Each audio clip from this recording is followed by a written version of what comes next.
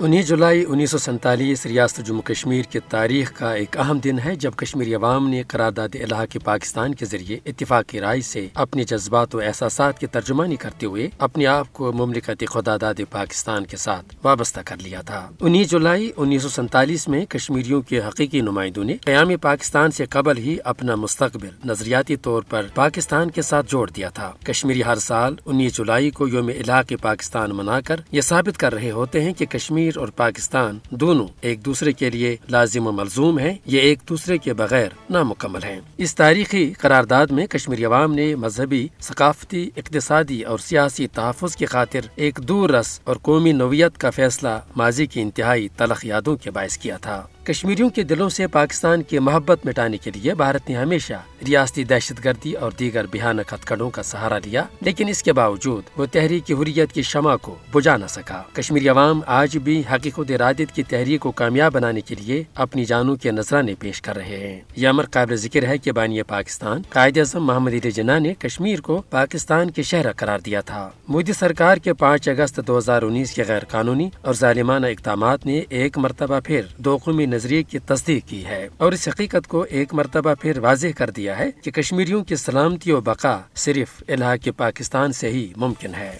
بلا شبہ کشمیری عوام بھارتی غلامی سے چھٹکارا پانے کے لیے قربانیوں کی ایک نئی تاریخ رقم کر رہے ہیں۔ کشمیریوں کے دلوں میں پاکستان سے محبت اور وابستگی کی تحریک کو کبھی ختم نہیں کیا جا سکتا۔ بھارت جتنا جلد ان حقائق کا ادراک کرے گا اتنا ہی نہ صرف اس خطے کے امن و سلامتی کے لیے یہ بہتر ہوگا، بلکہ خود بھارت کے مفاد میں بھی یہی ہے کہ وہ زمینی حقائق سے نظریں نہ چرائے۔